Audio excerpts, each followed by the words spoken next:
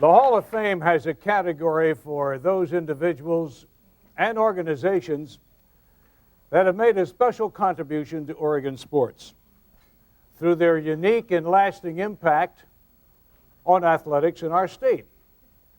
Among those few organizations that have been inducted as special contributors are, for instance, Nike, the Multnomah Athletic Club right here, the Pendleton Roundup. And to that special list, tonight, we add another name. This year, the Knott Street Boxing Club, a strong club by every sense of the word, and they have stood the time and test. They have struck fear in all the challengers and created a ring of champions, the Knott Street Boxing Club.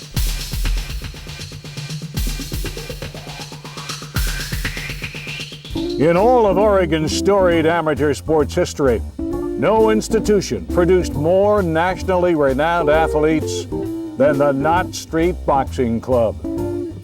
Young boxers who trained at the Knott Street Gym in the 60s and the 70s won 10 national AAU championships, and some would advance to professional ring careers.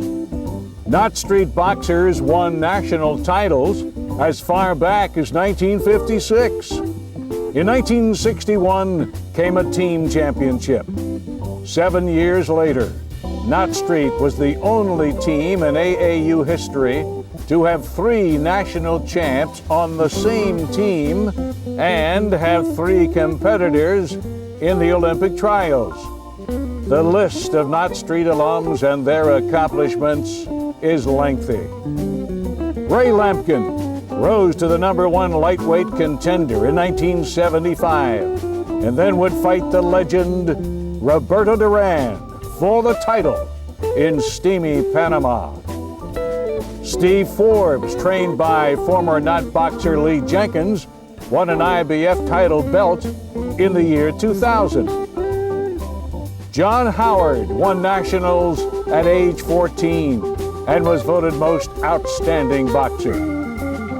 3 different Knott Street boxers won more than one AAU national championship. They were known and respected all around the good old USA as they traveled for competitions. Halim Roussan, Adolfo Uquil.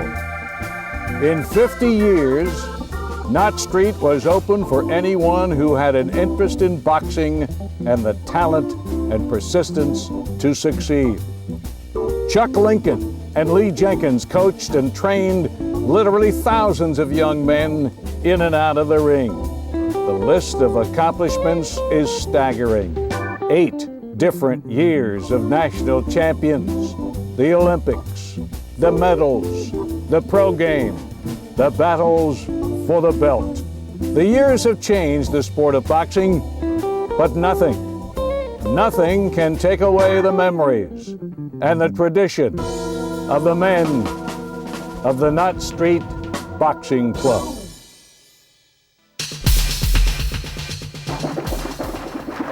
You're welcome, representing the Knott Street Boxing Club, Halim Roussan, right here. Halim. Have a seat, sir. Oh. Wow. Well, the Knott Street Boxing Club has been around a long, long time. They have done so many fine things for our community. I don't really even know where to begin. So, Halim, let you start. And what has it meant to you and the community? We had 4 people from our club that turned professional, and 3 of them became the #1 contenders in their weight division. Heavyweight Thad Spencer, middleweight Mike Adolfo Keel, and lightweight Ray Lampkin, who's the only African American to fight for a world title. Right. And then we had Pete Gonzalez, who was also ranked. Pete's also missing from here, plus our first national champion, who's here tonight, Tommy Thomas, who, in my opinion, was one of the best. All right. Go ahead, Tommy.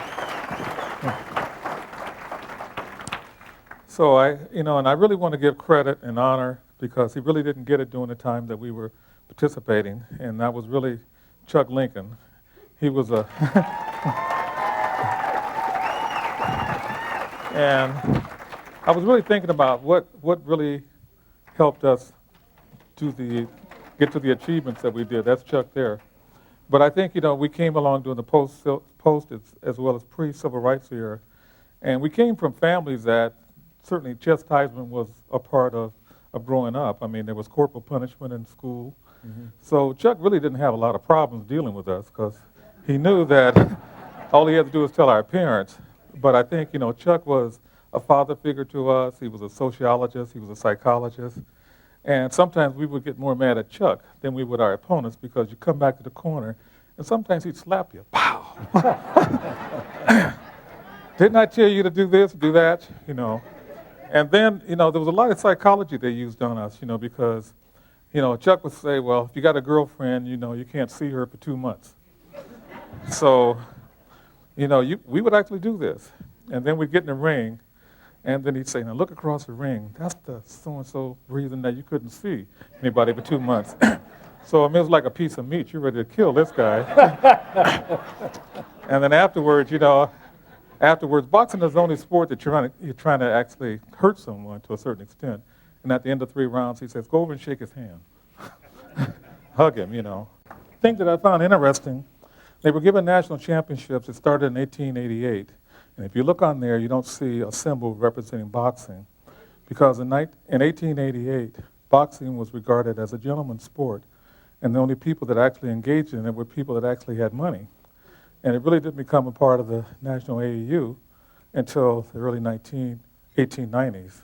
Kind of interesting when you look at the people now economically that actually participate in boxing. And at one time, it was really an aristocrat sport.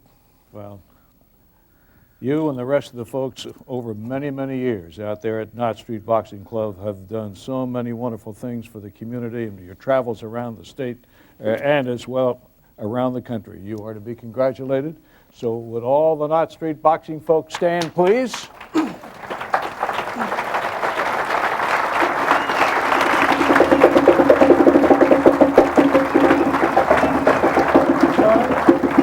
And Halim, to you and to the Knott Street Boxing Club on this day, October the 11th, 2005, the Knott Street Boxing Club, officially members of the Oregon Sports Hall of Fame. Thank you.